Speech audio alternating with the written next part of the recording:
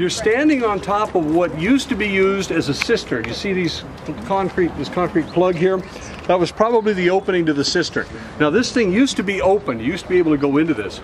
Notice that there is one flight of stairs going down and one coming up. What does that tell you? Mikveh! Mikveh. But it was used as a cistern, which means that this thing had multiple uses at one point.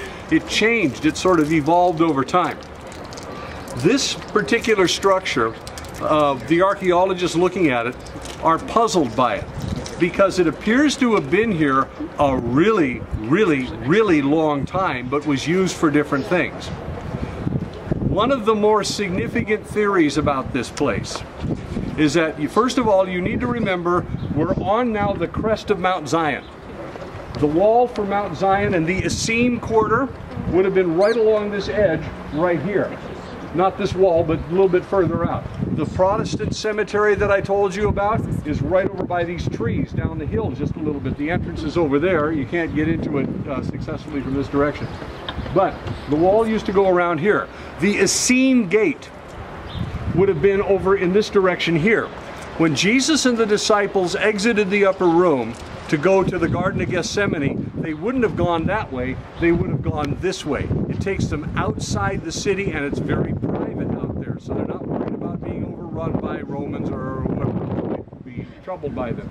So they would have exited down the Essene gate, down the side of the hill, down the Hinnom Valley, and around up the Kidron Valley up to the Garden of Gethsemane. So Jesus and the disciples would have come through here somewhere. What makes this interesting, though, was that one history after another, one reference to Jerusalem after another, puts David's tomb not down there or over there, but right here. This might have been King David's tomb. This is a very likely place for it. Do we know that for sure? No. But here's the other thing that's most interesting about it. It was a subterranean structure. Before it was a cistern, what was it? We know that before it was a cistern, it was a mikveh. When it was a mikveh, it's very likely, we're talking 99%, that the early church, and we're talking about the church at Pentecost, that early, did baptisms here. So this would have been a site. Why? Graffiti! They found ancient graffiti in here, where in the 2nd century, the graffiti that they found in here, are you ready? You've seen this before. A 7-branch menorah with the stem coming down, connecting with a Star of David, connecting with a fish. That graffiti was found in here. This is the origin of that. So this was probably, when it was being used as a mikveh, either a baptism site or it was drained, and it may have even been, and this is a very interesting theory, I say may, I wish I could say for sure, I can't say for sure, but it may have been the place where the council at Jerusalem met in the book of Acts chapter 15. They had to meet somewhere, and they were somewhat now being pushed aside by the Jews.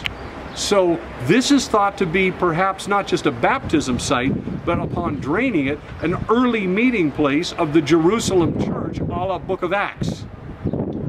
Prior to that, this thing goes back all the way back about 3,000 years, and it may have originated as a tomb, and it could have been the tomb of King David. Is that a stretch? It's not a stretch. Is it provable? No way. But it's a possibility because it fits the descriptions of ancient writings not only from the Bible but outside the Bible. So that's what makes this place so fascinating. If it's any of those things, just pick one, it makes it one of the most important sites in all of Jerusalem. If it's a multiple, it's a surprise that they didn't build some sort of a giant cathedral over the top of it because of what it might be. So I thought you might want to see this place. I can't get anybody to let us in. Greg Denham's been in here before. He can describe it for you. The room that's down in here is a chamber that covers pretty much the area that you see here where there's gravel on top and nothing growing, but it's all under here in bedrock. So it's a pretty good sized room that's down there. So from tomb to mikveh to cistern. Oh, also the reason the table's down here is because during the was it Byzantine period, the Crusader time, Crusader, Byzantine, one of those, they turned it into what they call a hermitage for a monastery that was over there, somewhere in this area, which is gone now. And the monks would come here. They know what a hermitage is. That term hermitage is where you go when you're going to fast and pray, and you're going to smell really bad for a really long time. And so that you go aside into this sort of lonely little area, and this became a hermitage. So it was also used as that, sort of a little chapel, you might say, for very, very austere monks from some sort of a monastery that was over in that direction. So there you have it. Any questions? Yes? You said that King David might have been buried here, and then it was, years later, it was a mikveh, but wouldn't that be, like, unclean? Because isn't mikveh supposed to be pure? If they knew what this was, they would have never turned it into a mikveh. Okay. But see, there was this big blank spot in between Josiah and when they come back with Ezra and Nehemiah. So everything changes during the time. This is rubble.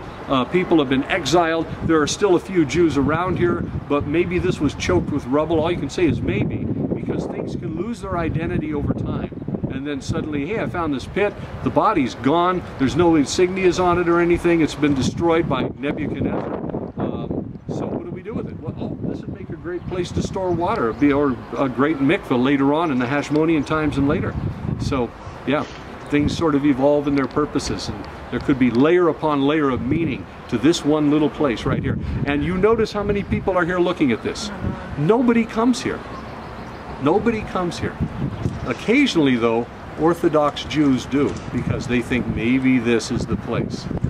So, but not a lot of Orthodox Jews, only a few little sects of them come here.